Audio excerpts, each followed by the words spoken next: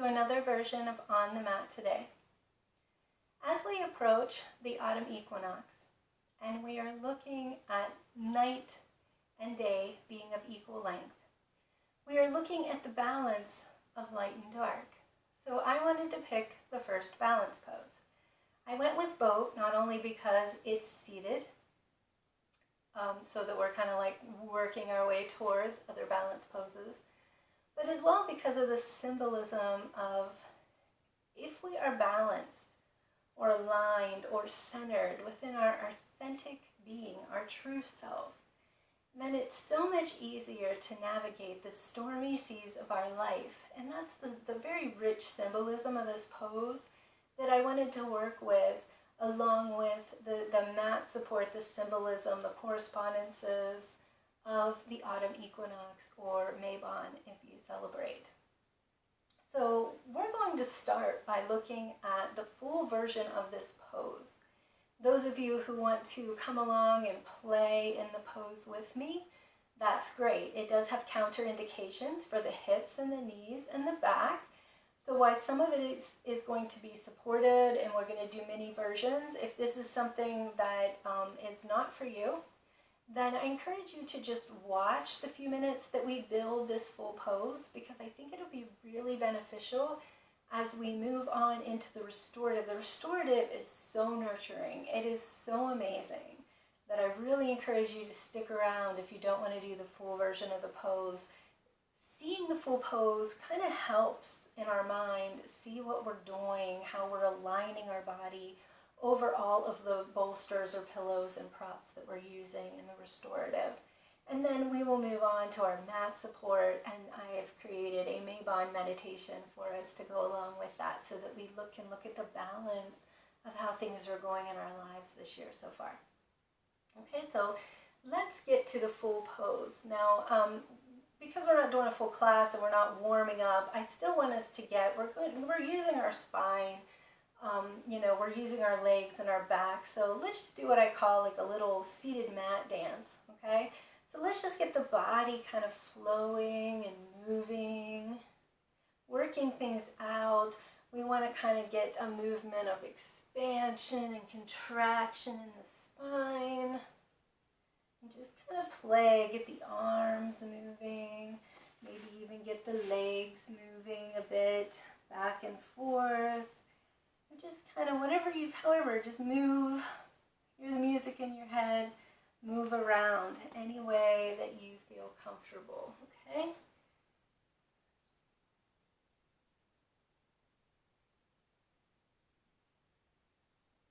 Okay, now to do this full pose, I'm going to turn to the side because I think it's going to make it easier for you to see. So let's just sit starting with the legs out, and we're going to do what we call walking the sit bones. We're going to get ourselves grounded by the bones that we're sitting on, just kind of rocking them back and forth, getting nice and grounded on the mat. We do want to sit up nice and straight with those shoulders back. Like I've shown you in a couple of other poses, because it's become really important as we go into the balance pose. Sometimes we have a tendency to pull the shoulders up or slouch or overarch. We really want to get that alignment in, opening up for the lungs, giving ourselves a nice room to breathe. Think about that chin being parallel to the earth. Sometimes you're pulling it back and tucking a little bit to give that nice curve to the back of the spine. Okay, so we want to take our knees, we want to bend them and put our feet on the bottom. We're going to look at this pose kind of half and half. So let's start at the back. We want our hands down by the hips, fingers forward, kind of spread out, kind of shake the hands out, and they're down there for support. If you can't reach, you can always take a block on each side of your mat and put the hands there to kind of give you a little more support if that's more comfortable. So as we have the hands down by the hips, what we're going to do is we're leaning back at a 45-degree angle. So we're engaging that core, sitting up nice and tall, and we're just coming straight back. We're tipping, and you can feel the back muscles start to engage, not just the core, and the muscles in the sides of the thighs start to engage. So one thing you can do if that's a little bit uncomfortable to give yourself a little support is to take a bolster, put it right at that lower back, so that when we come back, we have something to lean on. This is a good time to practice the arms. We're going to bring the arms are going to come straight up and out to the side. Palms are facing toward each other. And down, and let's come back up. I'm going to move this, keep your bolster there if that feels good for you to have the support. Let's look at our legs. So for our legs, you can take your hands to start to begin. We're going to look at one leg at a time. Take our hands under our thighs and lift the leg up so that the calf is parallel to our mat, and we're going to flex the feet. So that's one version of the leg. Or straightening the knee, and we can take our hands right to our calf. Go ahead and lower. Let's try that on the other side. So hands right underneath the thigh, bringing the calf up parallel, flexing that foot. Or we can straighten and bring our hand right to the calf. Okay, so we've looked at tilting back. We've looked at what we do with the legs. So let's look at the full version of the pose. So hands are down, starting at the hips. Remember, lifting up nice and tall, shoulders back. We're going to lean back and balance. We're going to bring the feet up, flex the feet, and our hands come up to the sides. If you want, you can straighten the legs into the full version of the pose. You'll feel the muscles, a little shaking, a little rocking as we're getting there. So I encourage you, if you like the pose, if you like the challenge, working with the core, really working with the legs and all those, back muscles, then play around with this pose. Look at the version that you like and come back to it. What I'm going to do though today is move on to mat support. We have a lot of it today because we're kind of building that autumn equinox, a little bit of an altar. I wanted to start though with aquamarine. One, just because it represents water. It's a Pisces kind of stone, and it also helps us to balance our emotions, positive and negative. So I'm going to kind of sit it to the front of the mat here, because when we get into boat pose, I like to put the aquamarine on my heart. I am a Pisces. In fact, I'm really close to the poster child for Pisces. So I really like to do that. But for anybody that's looking to balance emotions, then this is a great, great stone to do that with. The next thing I want to do is, as we build this little altar, is I get back out. If you watched my first video, you saw this. I put my feet on it to ground. It's a terracotta base for a pot, and I just fill it with little stones, the little river rocks. This time I'm going to use it like a little portable altar. If you do celebrate autumn and equinox and you're outside, a lot of times you find like a tree stump to build your little altar on. This is kind of my portable one that I like to put right beside my mat. When we talk about autumn equinox, everyone goes to apples. The apples for fall are starting to really come out. I think Honeycrisp are the first ones, one of the first ones that come, and they're one of my favorites. So I already have my apple cut, but we're going to put it back together. When you look at an apple, and this is our stem, we usually cut it down this way. But if we cut an apple horizontally, then some magic happens, because inside we find a 5-pointed star. And we're going to use this at the center of our altar to help us with our directions and our elements. And then I like to decorate it up. I went around the yard, around the neighborhood, and found some different pieces of things that I could just pick up and bring back to decorate. Now think about the last blooms of summer, or those first, falling leaves of color. These are the kind of things that we want to put there. I did find a little crab apple, which I thought was cute. Autumn clematis out of my yard. It's one of my favorite flowers. I love white. And you see this, that fall is coming, my favorite season. And I got a nice stack of leaves that are changing color. So I'm just going to put these around. Just make it really pretty, really natural looking. And then I have 5 white candles that I'm going to put one at each point of the little 5-pointed star inside of my apple.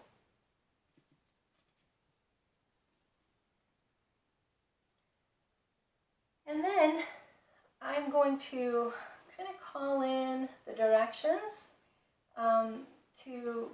so that they'll bring to me and support me in their balance when we have all 5 directions, all 5 elements supporting and balancing us in what we're going to do. So I'm going to light the first candle and call in the direction of the east and the element of air. So yes, I'm actually lighting the candles today, so we're going to have to be very careful in what we do with our props. Next, I am calling in the direction of the south and the element of fire. And I call in the direction of the west and the element of water. And I call in the direction of the north and the element of earth. And last, I call in above and below and within and the element of spirit. Okay, so we're all set up here. I did already put some pumpkin spice on this. It's a little homemade mixture that has orange and cinnamon, cardamom, clove, ginger, and vanilla. And I have the recipe of drops if you're interested in doing that. And I just dropped them on my stones so that I can smell the pumpkin spice coming up. A lot of those are things that you already have in your house, so you can also just cut up an orange or an apple, put in some cinnamon and some ginger, a little vanilla, get a nice pot boiling of water with all those in it, and you will get the scent as well. Or a little portable crock pot, something like that you can get that pumpkin spice spell for yourself. So let's look at the restorative version of this pose.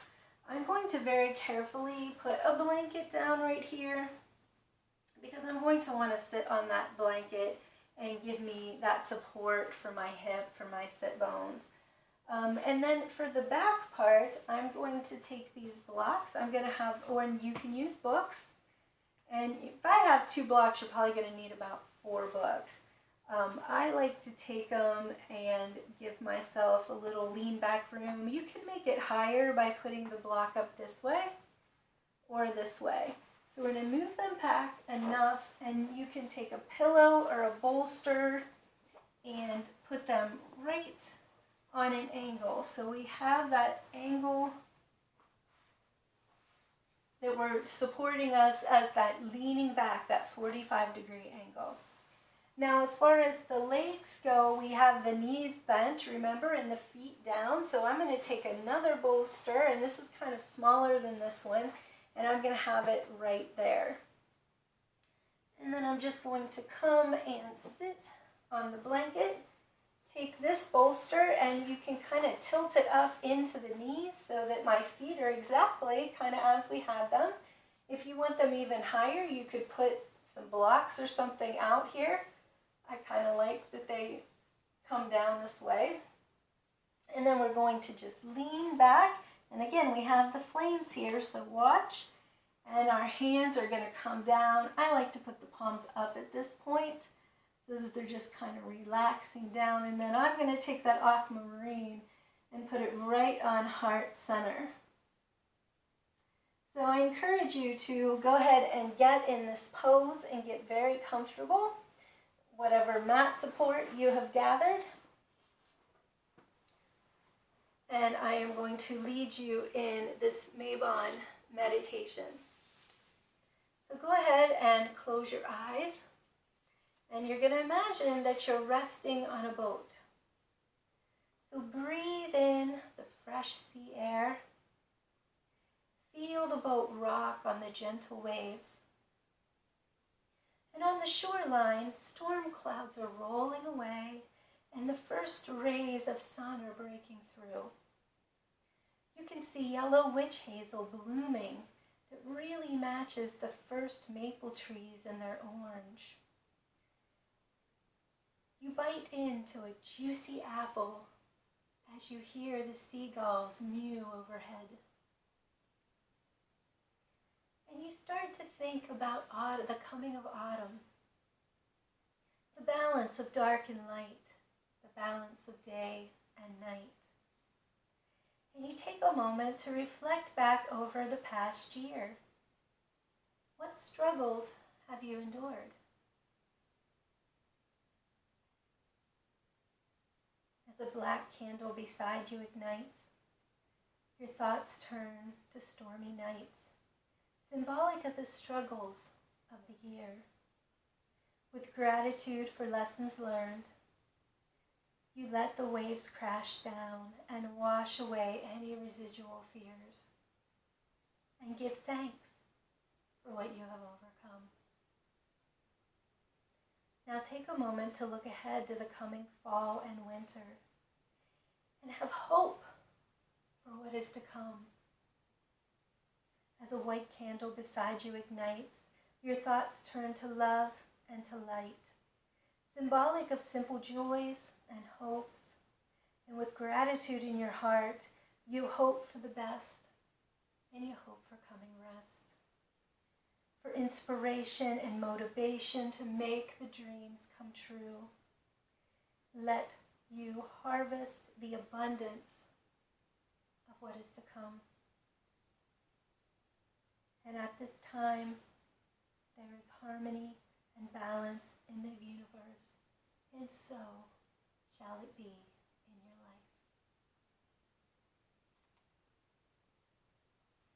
If you liked any of the themes that we've covered here today, balance, the stormy seas of the first 3/4 of the year, the hope of what is to come for fall and into winter, after we bring in our harvest, what can we hope for as we take some time to rest? If you liked any of these themes, I encourage you to journal on them in the coming week. Until next time.